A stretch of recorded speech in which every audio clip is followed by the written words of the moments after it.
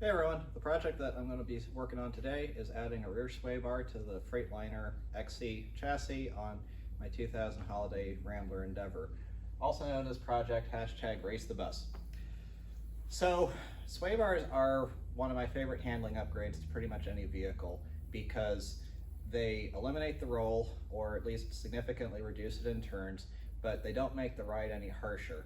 And if you don't know how a sway bar or an anti-roll bar or whatever you want to call it works, basically what you have is a bar that is connected to the axle. If you have a solid axle or if you have an independent suspension, it's connected at each wheel, and then it's also connected to the frame or the body if it's a unibody. So in this drawing, what I have is the horizontal bar portion attached to the axle and then end links going up to the frame, which is how it's done on this bus. If you take a look on a lot of cars, especially on unibody cars, it's oftentimes the opposite, where the bar itself is connected to the car and then the end links are just connected at each wheel. It really doesn't matter because regardless of how you do it, it works the same way.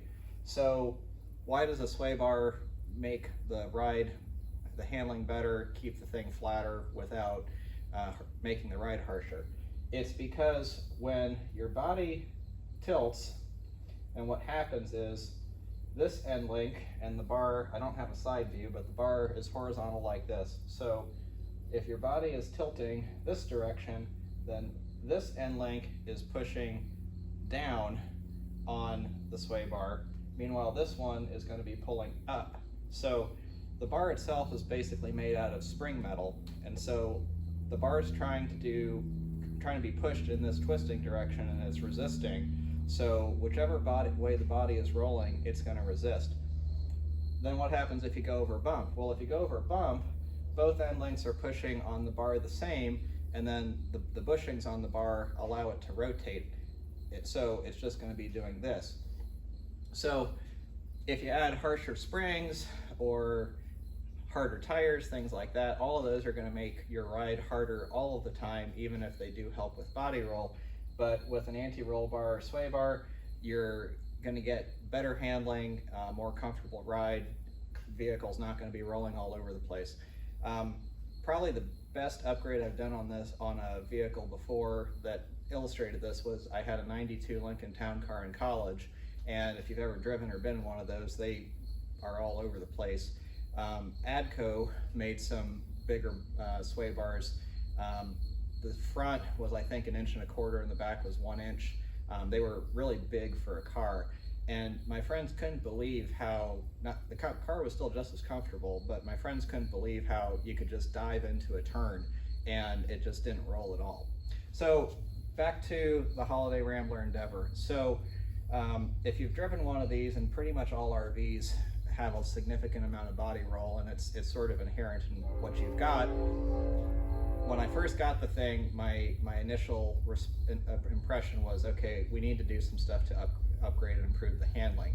So one of the first things I did was I bought an upgraded front anti-roll bar from Roadmaster, which upgraded from the stock 1.5 inches to 1.75 inches.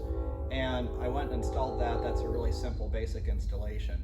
They make a rear bar as well, but because this chassis is not set up for a rear bar, there's a lot more bolting and unbolting involved. It's a pretty complex installation, and it's an $800 kit. So the complex installation part didn't scare me so much, but I didn't want to spend $800 on this. And so I decided I wasn't going to do anything with it, but I kept the original front sway bar. And then I had the idea looking at it and saying, I wonder if I can somehow adapt this to the rear.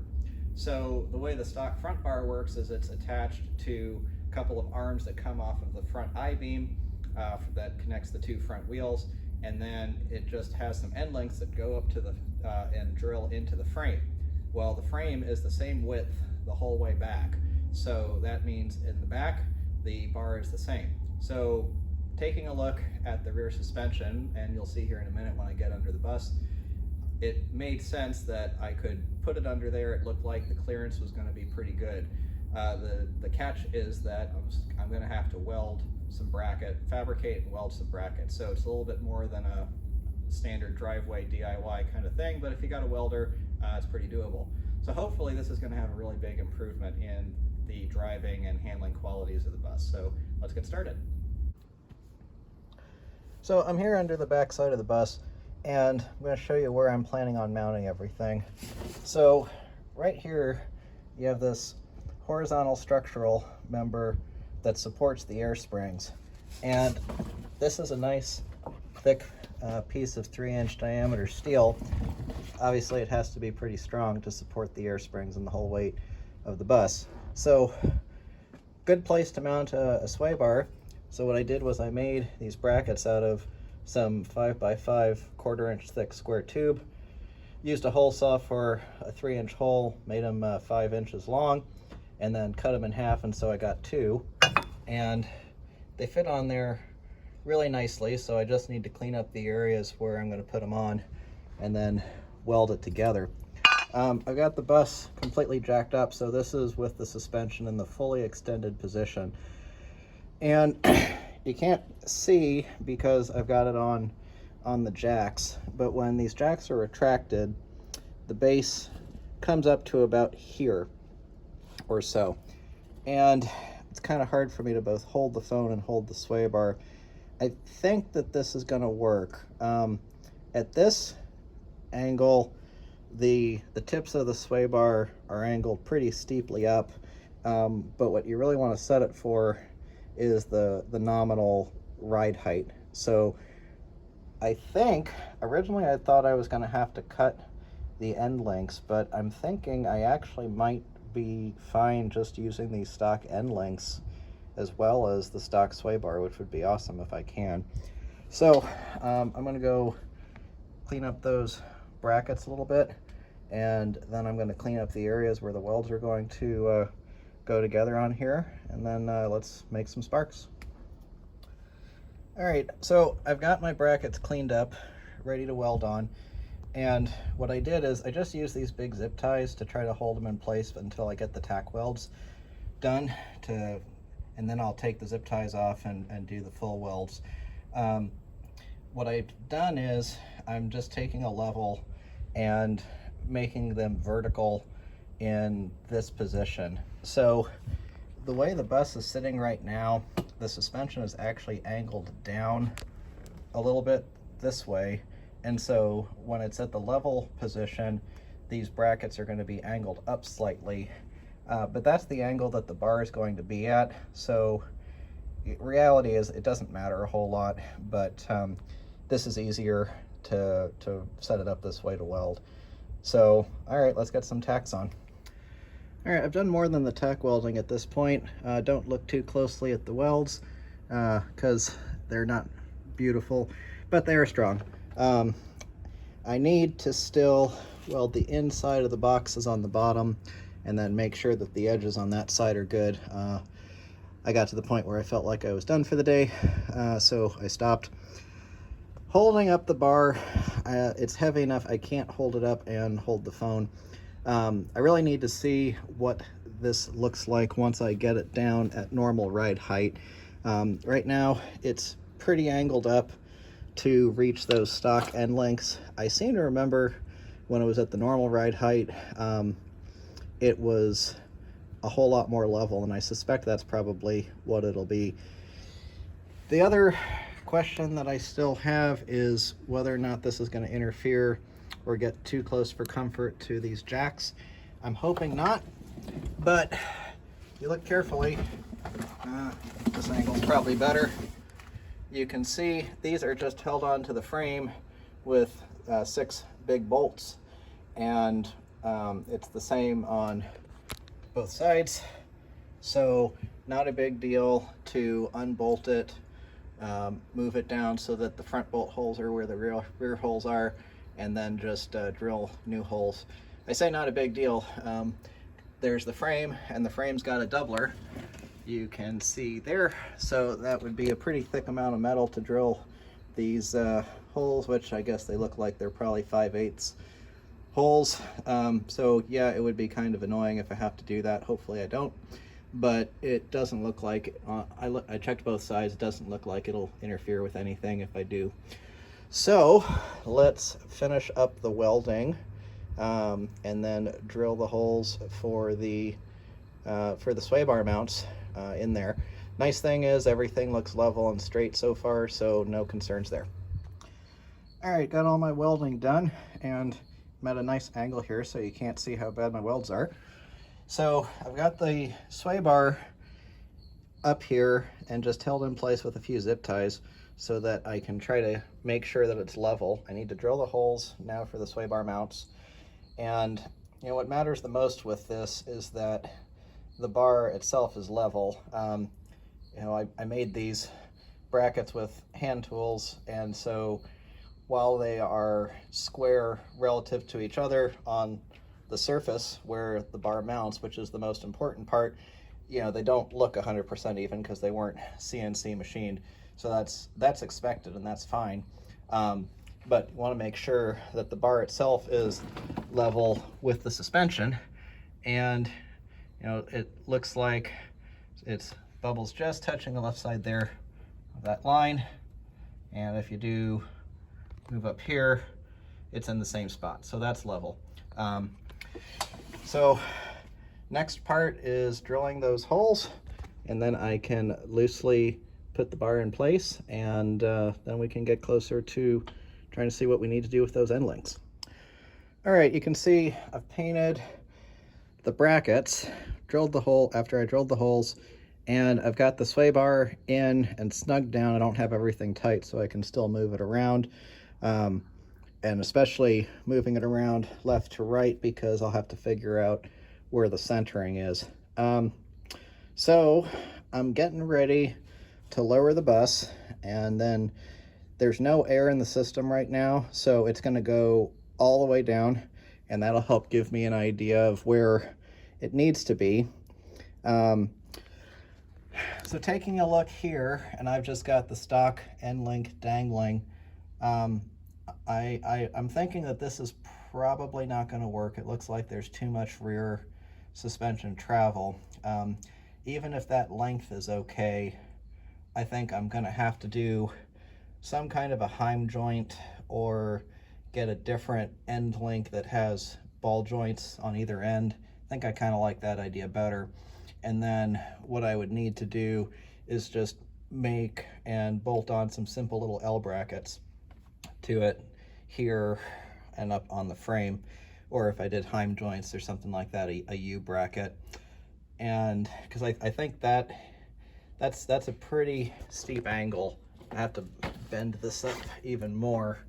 Yeah, that's about a 45-degree angle if I want to do that. And while that has sufficient clearance, I don't think that's going to work well with that. So let's lower this and see what it does. It kind of looks the same on this side as well, as you'd expect. So far, this is pretty cool. All right. Okay, got this video here so we can see if anything bad happens, and you can say, Ted, you're an idiot.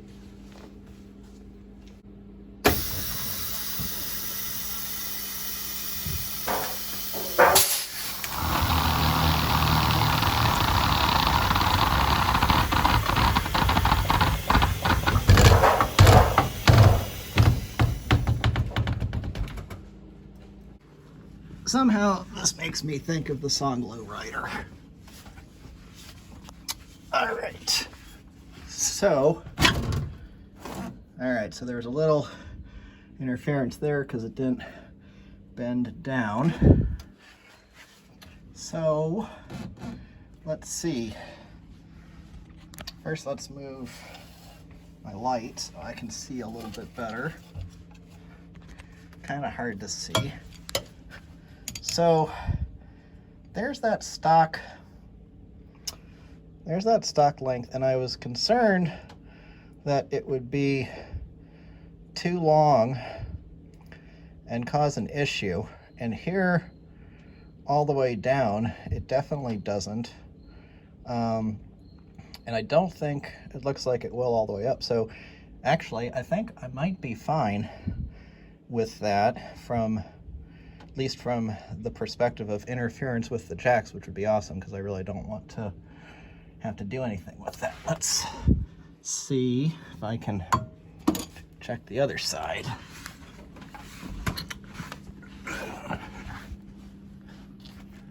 So if I look over here,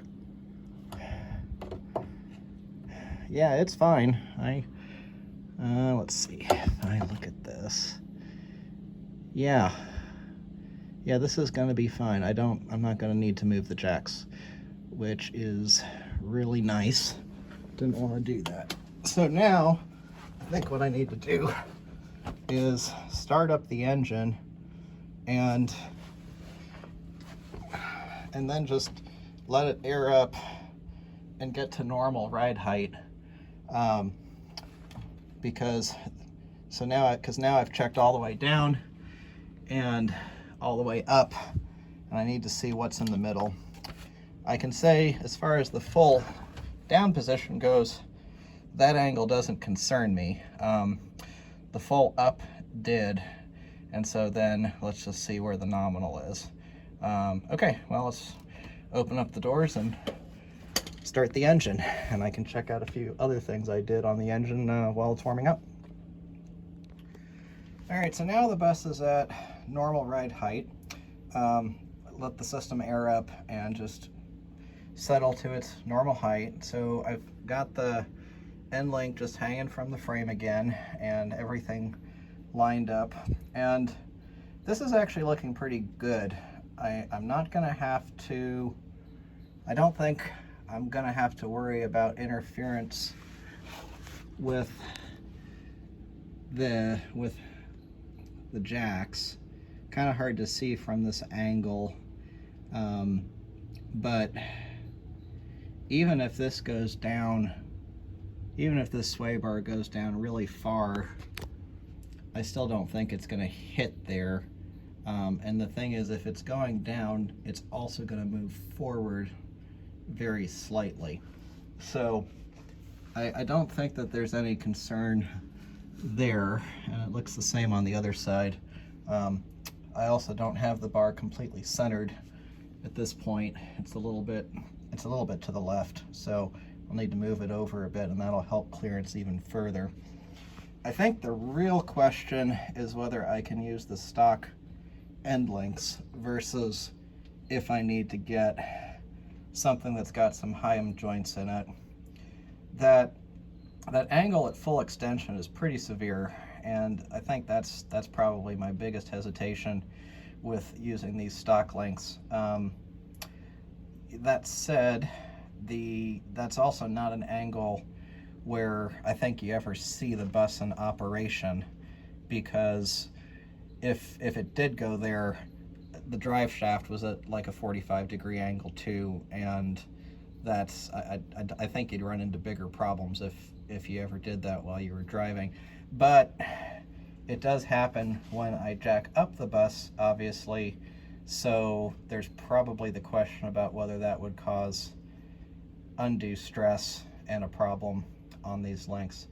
So I need to think about it a little bit, and maybe I'm gonna do, I may even go by the parts store and just take a look at what they have to see if there's anything that looks like it might be the right length, that has some ball joints in it, because that would be a better solution, and I wouldn't have to do too much extra fabrication. So I'm going to think about this a little bit more, but I think the real point is that I have a solution here, regardless whether I want to use stock end links or whether I want to do something else.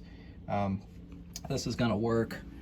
You can see, look in this direction better, the angle is more or less flat, pretty close to what the front suspension has, which is really not surprising, but more or less flat. So when you're thinking about the body rolling and all of that, it's going to put the forces in the right direction on the bar. So this will work as intended. So yeah, I just need to think about what I want to do with these end links, and then make a decision and start bolting more stuff up. So I thought about it a little bit, and then I decided I was going to go ahead and drill the holes and try out these end links.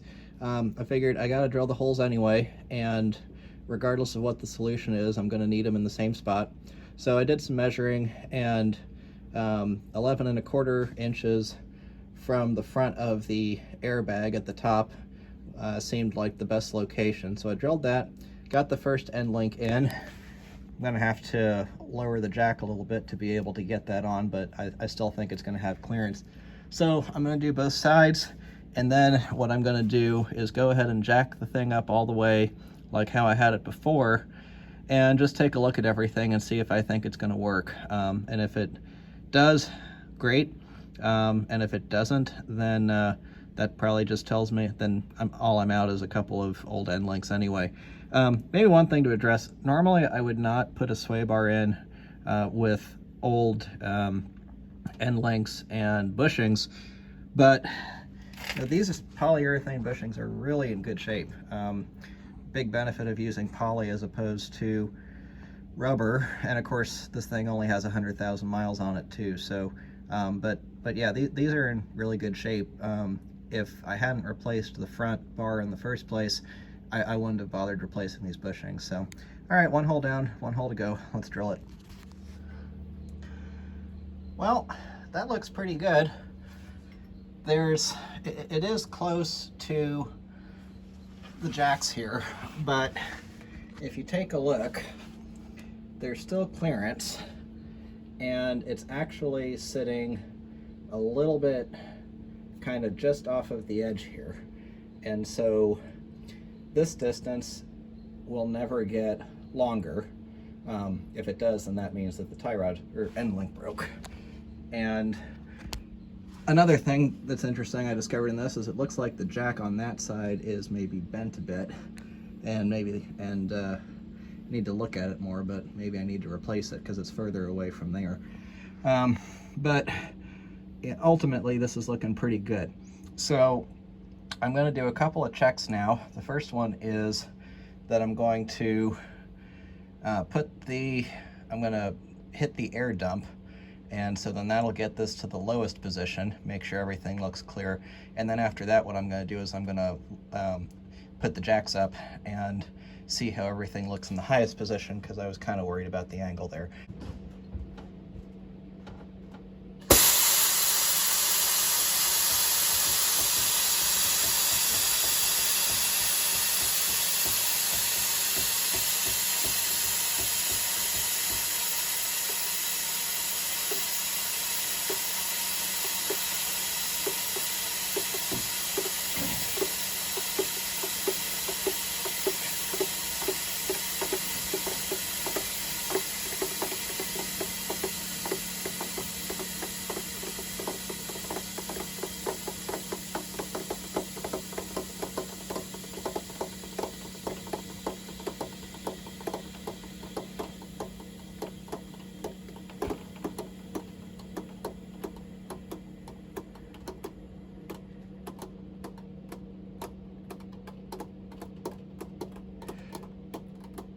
Well, that's dumped, and I think most of that creaking is within the sway bar, but I'm not seeing anything bending or really looking bad here.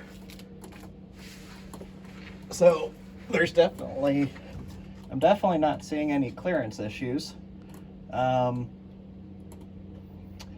do notice over here that this is fully compressing the bushings, that there's a little bit of clearance, but that's not concerning. And everything looks fine up there. So I'm gonna look at the other side, make sure it looks the same, and then I'm gonna raise it, and then let's see what happens. Yeah, and then this side looks good too.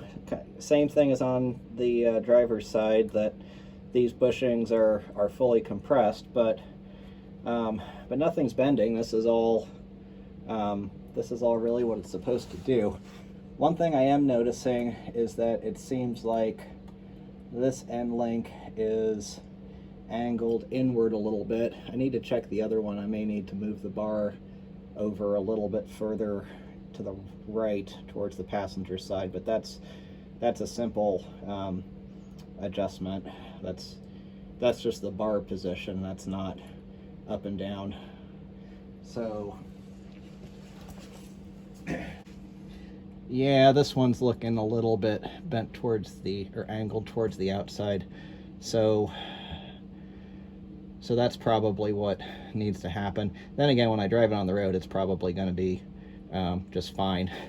So, and then you can see on the mounts that they're now angled up a little bit, which is just fine. I expected that was going to happen. But yeah, that looks pretty good. All right, let's jack the thing up all the way and see what it looks like there.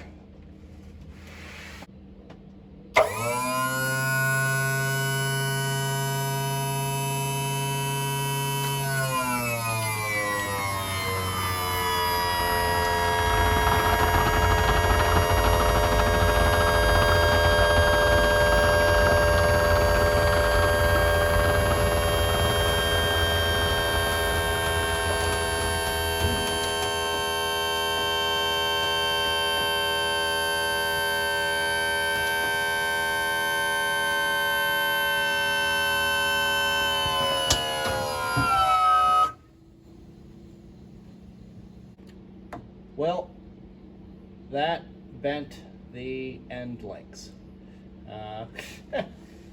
which I am not surprised about, if I'm being honest. So, yep. Okay, I had a feeling, I probably should have guessed that that wasn't going to work when I took a look at the at what it was doing with it all the way down. So, I need, very least I need some kind of ball joint down there. Up top's all right. Now I gotta go see if I can find, see what I can find and get some replacements and then try this again. But I think the good part is it works in concept, so I know that part. All right, so I'll probably be back at this tomorrow. All right, so here's my new and improved setup. What I did, and this may not be the final, but I think this is at least what I'm going to do the first drive with. I was looking at different tie rod options, and I really didn't like any of the OEM styles that I saw. There were some that looked okay, but I really wanted something adjustable. And what I ended up doing was I got these from Tractor Supply, and what these really are top links on a track for a 3-point on a tractor, where this would set the angle of whatever attachment you have on the 3-point hitch. And they're really beefy. They're more than enough as far as overkill goes. The only thing I don't like, and I may do to change it, is they only have jam nuts on the one side here at the bottom. So I might get some left-handed nuts to put on here so that I have jam nuts on both sides. But that's simple enough to do. And so then what I did was I made up some L brackets to attach it. The reason I side mounted these for two reasons. First one was, by side mounting them, I didn't have to cut anything. I was going to have to cut some out of the middle and then re-weld it. And I didn't want to do that if I didn't have to. But the bigger advantage of this is that by keeping this bottom heim joint kind of to the side of the sway bar instead of kind of on top like I would have done if it was straight in line, that's going to make the geometry overall better. And I think it's, especially when the axle is all the way down, I think it's going to look a whole lot better. So now I'm just going to do my test to see if it works right all the way up and all the way down. And if that's the case, we're going to be ready to drive it. And again, maybe I go and get some left-handed nuts and do those before my trip this weekend. But to be honest, I don't think it would make a whole lot of difference one way or the other. There's enough, this is big enough, and there's enough slop in there, for lack of a better term, that it's okay if it's not 100% perfect, and it's not going to loosen up like that unless this was loose, which it's not. So, all right, let's see what this looks like up and down. So we're back from our trip after putting the sway bar in. I put about 1,600 miles on the bus, and all I can say is I can't emphasize enough how big of an improvement this thing made. For being such a simple modification, granted I had to do some welding and a little bit of minor fabricating, but all in all, about 50, 75 bucks worth of materials, a sway bar I already had, and the bus just handles so much better. My wife noticed immediately going down the road how much more stable everything was, and you don't feel like you have to be going 10 miles an hour under the yellow signs going through a corner. It's just a whole lot much nicer of an experience. Now that I'm back, I did a little bit of inspection going under the bus to check out, make sure that the welds look good and everything. And I'm not seeing any problems. Everything's worked great so far. So it seems like I got it together well. Really, this is not a complicated project. And if you're thinking about whether or not you should upgrade the front bar, this gives you another good reason to do it, because for the price of upgrading your front bar, you essentially get a free rear bar that you can put in. Definitely want to take a look and do the sorts of measuring that I did to make sure that it's going to work correctly on yours, but I've got no interference. The only thing that I think I'm probably going to do is I'm going to add some left-hand threaded jam nuts for the top of the links that I used. And otherwise, I'm just going to leave it alone. It works great. So hope that you found this interesting. Not something that you see every day, but when you're driving stuff like this, they really aren't designed to be optimal. They're designed to a cost, and the assumption is that the people that are driving them are going really slow, which you're probably not going too fast if you're driving one of these anyway. But really, the safety is so much improved when you have control and stability. So I view this as a safety as much as a comfort improvement, and definitely much happier with how the bus drives. So thanks for watching. Have a good day.